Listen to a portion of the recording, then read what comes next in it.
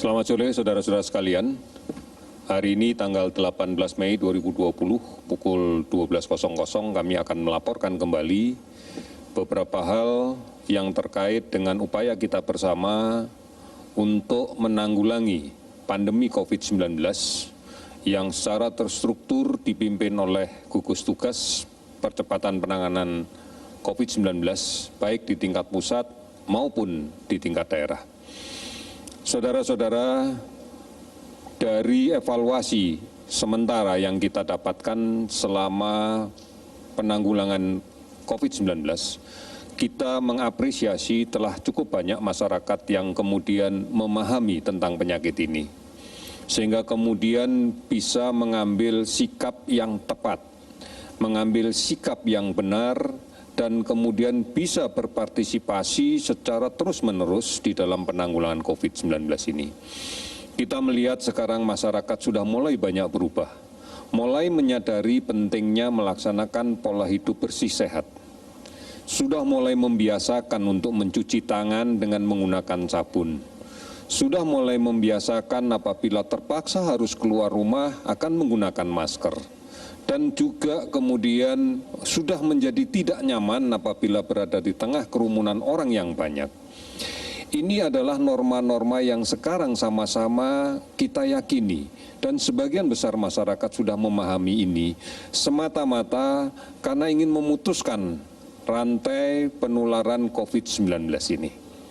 Saudara-saudara, semangat ini, kebiasaan ini mestinya harus bisa kita galakkan.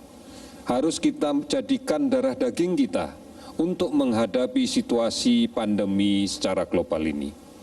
Inilah sebagian dari pemahaman kita tentang suatu tatanan normal yang baru. Artinya inilah yang kemudian harus kita pertahankan dan inilah yang kemudian harus kita budayakan. Kami menyadari sepenuhnya bahwa basis dari perubahan ini tentunya adalah keluarga. Oleh karena itu, kepala keluarga sebagai panutan dari seluruh keluarga kita harus bisa memberikan teladan, harus bisa memberikan contoh agar kemudian kita bisa melaksanakan norma normal yang baru. Saudara-saudara, ini menjadi penting karena Badan Kesehatan Dunia WHO sudah menyampaikan bahwa virus COVID-19 ini tidak akan bisa hilang dalam waktu singkat.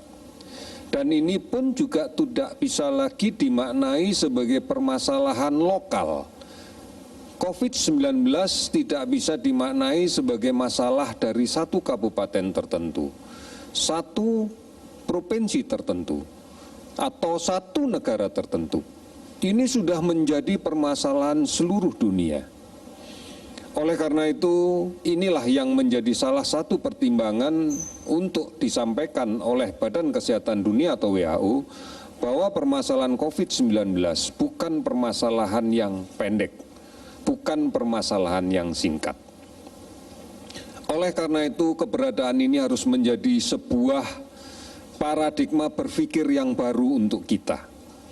Karena bagaimanapun juga ini tidak dimaknai bahwa kita harus menyerah dengan situasi yang seperti ini. Tidak boleh dimaknai bahwa kita harus tunduk dengan situasi seperti ini. Kita harus memiliki komitmen yang kuat untuk berdampingan dengan situasi yang seperti ini. Oleh karena itu, merubah bagaimana budaya dasar kita menuju ke budaya dasar yang baru atau menuju ke kehidupan normal yang baru. Ini menjadi lebih penting. Mari bersama-sama kita memahami ini, karena mari bersama-sama kita menghadapinya. Oleh karena itu, saudara-saudara sekalian, mari kebiasaan-kebiasaan kita untuk hidup bersih dan sehat, untuk selalu rajin mencuci tangan, untuk selalu menggunakan masker, untuk menghindari kerumunan, untuk kemudian menjaga jarak fisik pada saat kita melakukan interaksi sosial menjadi sesuatu yang penting. Inilah yang saya katakan sebagai bagian dari norma normal yang baru. Mudah-mudahan ini bisa menjadikan kekuatan untuk kita di dalam bukan hanya menghadapi COVID, tetapi juga penyakit-penyakit menular yang lain. Saudara-saudara, instruksi Presiden, arahan Presiden sudah tegas bahwa semua gugus tugas, baik di tingkat pusat sampai dengan daerah, bahkan sampai dengan gugus tugas terkecil di tingkat RT, di tingkat RW yang menjadi ujung tombak dari penanggulangan COVID-19 ini, fokus, sekali lagi tetap fokus untuk menjalankan norma-norma protokol-protokol kesehatan. Tidak ada kebijakan yang dibuat pemerintah sampai dengan hari ini yang kemudian mengabaikan protokol kesehatan. Pemerintah masih tetap fokus menjalankan protokol kesehatan, baik di daerah yang sudah menetapkan sebagai daerah PSBB, maupun daerah-daerah yang belum menetapkan sebagai daerah yang PSBB.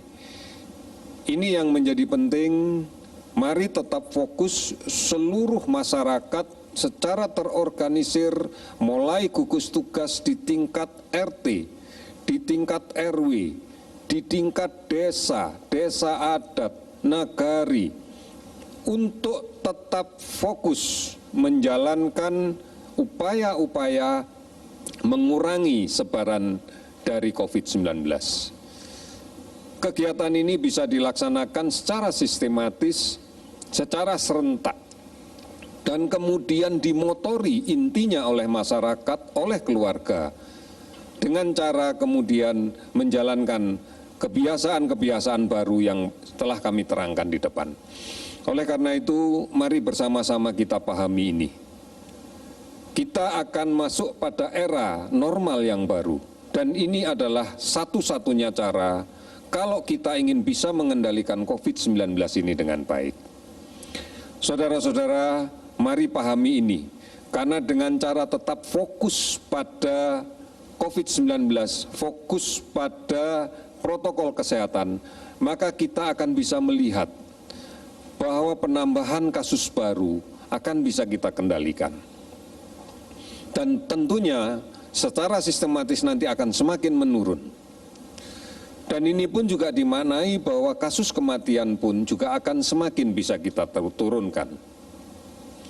Ini hanya bisa kita lakukan kalau kemudian kita secara lebih masif lagi melakukan pemeriksaan, secara lebih agresif lagi melaksanakan penelusuran kontak, dan secara ketat dan disiplin melaksanakan isolasi diri.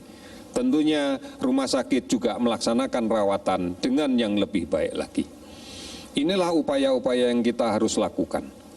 Oleh karena itu, bukan hanya kemudian kita menyikapi tentang cara hidup normal yang baru, tetapi juga kita harus mempertahankan produktivitas kita semuanya. Oleh karena itu, kita harus tetap produktif dan aman dari COVID-19. Ini yang disebut dengan normal yang baru. Saudara-saudara, sampai dengan hari ini kita sudah melakukan pemeriksaan spesimen sebanyak 190.660 dari 143.035 orang. Dari pemeriksaan ini kita dapatkan data-data kenaikan sebagai berikut. Untuk konfirmasi COVID-19 positif naik sebanyak 496 orang, sehingga menjadi 18.010 orang. Kasus sembuh meningkat 195 orang menjadi 4.324 orang. Kasus meninggal 43 orang sehingga menjadi 1.191 orang. Sudah 389 kabupaten kota di 34 provinsi yang terdampak. Kami memperbarui update data kasus ODP.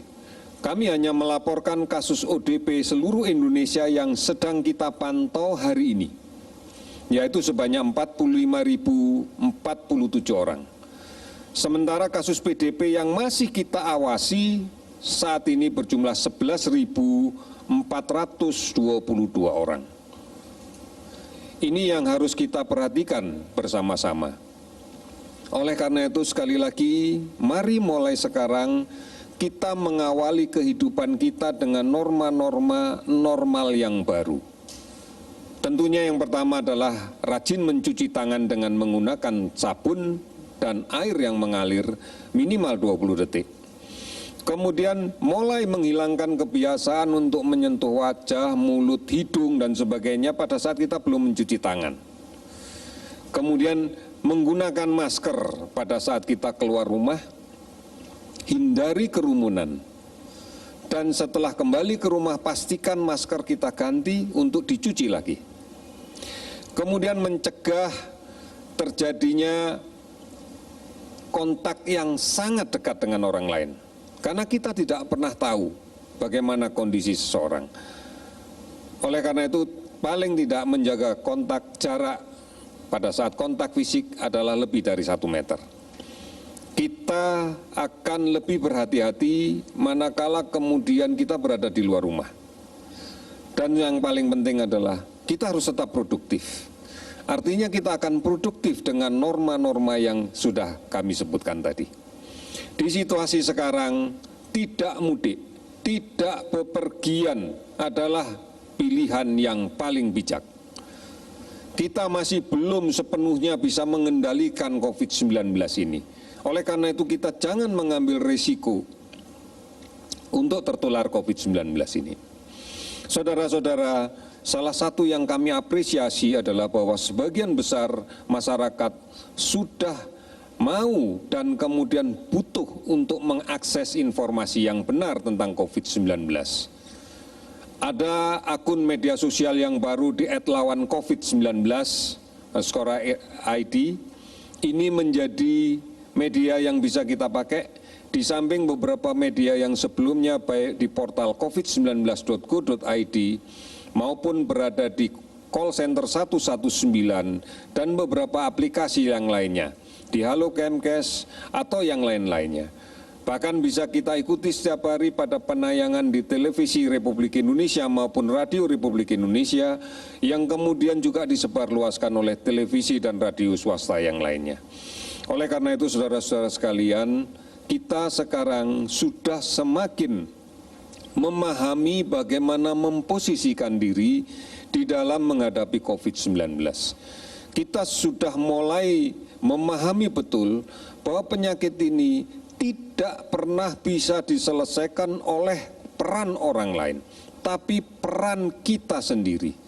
Kalau kemudian masing-masing sudah bisa berperan dalam satu sistem dengan gotong royong yang terus-menerus, tidak terputus, saling melindungi, saling mengingatkan, dan kemudian saling menyadari bahwa perlu ada norma baru, normal baru untuk cara hidup kita, maka kita yakin permasalahan ini akan bisa kita selesaikan. Saudara-saudara, kami optimis, kita semua optimis, bahwa kita bisa melindungi diri kita sendiri. Kita bisa melindungi keluarga kita. Dan kita mampu menjadi agen perubahan terhadap perilaku normal yang baru di tengah masyarakat kita. Mari kita ajak mereka bersama-sama dan kita ajak keluarga kita untuk menyadari ini sehingga kita bisa menghentikan sebaran COVID-19 ini. Kita bisa, Indonesia bisa. Terima kasih, selamat sore.